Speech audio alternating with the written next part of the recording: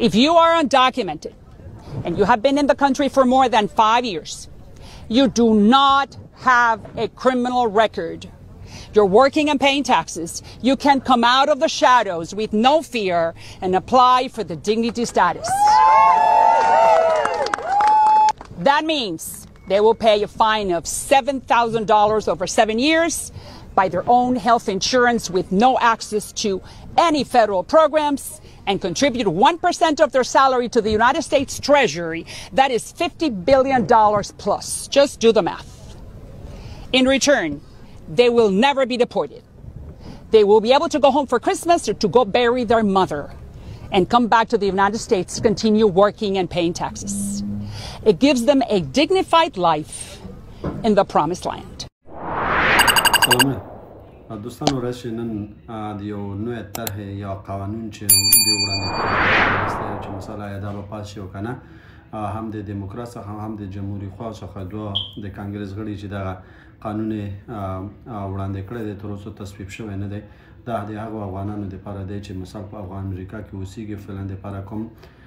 ځانګړی اسناد یا کوم دغه دوی نه دی جوړ کړی دی مثال یا قانوني حیثیت یې لا نه دی جوړ شو دی په امریکا کې چې په قانوني توګه واوسیږي ځکه چې اسناد نه لري او اسناد یې که لرل هم تر اوسه پورې پینډینګ کې قرار لري او قبول شوی نه دی چې دا کوم دغه چې دوی طرحه چې دوی وړاندې کړی دی دا د ډیګنیټي اکټ پروګرام دی چې دا یو ځل په 2023 کال کې دا هم وړاندې شوی خو اوس فعلا د 2025 د جولای د میاشتې 15 تاریخ باندې دا هم بیا ځلې دا وړاندې شو دا غواړي چې دا قانون تصویب کړي دا د هغو مهاجرو دپاره دی چې هغوی مثال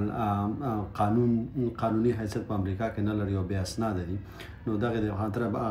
شرطونه د دې شرطونه دا دي چې مثال باید د 2020 کال راهیسې باید په امریکا کې ژوند کړی باید سابقه جرمي ونه لري جرم باید ونه لري او ټول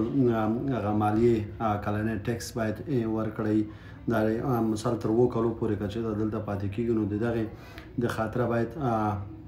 $1000 بیا دا جریمه ورکړي نو د دغه پروګرام د خاطره باید کوم کارونه دي او دا هغو افغانانو دپاره دی یا هغو نورو مهاجرو دپاره دی چې په امریکا کې اوسیږي خو فعلا دپاره اسناد یا کوم دغه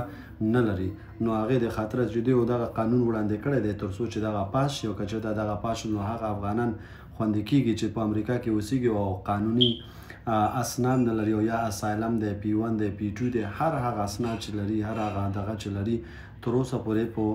پینډینګ کې قرار لري اډمنسټریټیو پروسس کې قرار لري خو اپروف شوی لا نه دی نو د هغې د خاطره دا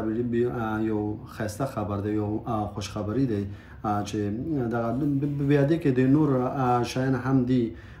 چې مثال دوی خپل د دواړو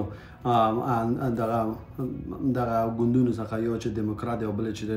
ریپابلیکن دی چې په دغه باندې تړون یې کړی دی چې په دې کې بیا نور شرایط هم لري چې مثال هغوی خپل بارډر یې هم قوي کوي د بارډر هغه کوم سرحدي پولیسونو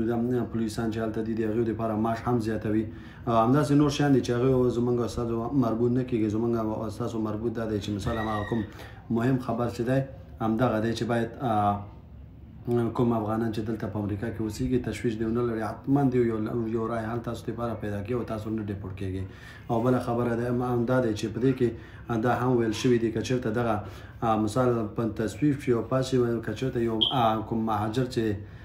امریکې ته راځي یا غیر قانوني کډوال دي نو دلته دوی 3 کمپونه جوړوي په بارډر ساحه کې چې کومه ساحه کې جوړوي نو هلته به دوی اوسیږي تر هغه وخته 15 ورځو پورې مثال د دې هغه ټول د اسنادو پروسه تکمیلیږي تر څو چې بیرته خپل هغه اصلي قانوني ډول باندې بیا بیرته داخل د امریکې ته شي په دغه 2 کلونو په موده کې مثال دوی به دلته هم کار کوي دوی به دلته هم ټیکس ورکوي دوی به هم دلته هغه شیانو دپاره حاضرېږي چې مثال هلته DHS هغې غواړي په وخت باندې باید حاضر اوسي او مالیات باید ورکړي په کلنی مالیات ورکړي مثال سابقه جرم باید ونه لري په حیراتونو کې باید کوم تمام جرم باندې مرتکب نشي نو دا ټول هغه شیان دي چې مثال په دغه کې راغلي دي دا ډیګنیټي اسټیټ کې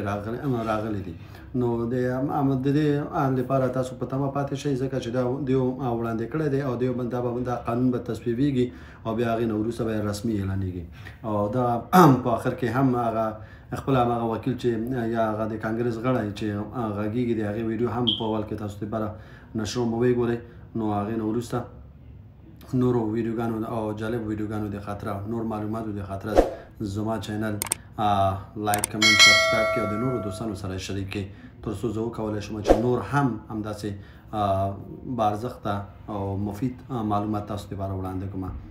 الله حافظ. خدای په امان. السلام علیکم.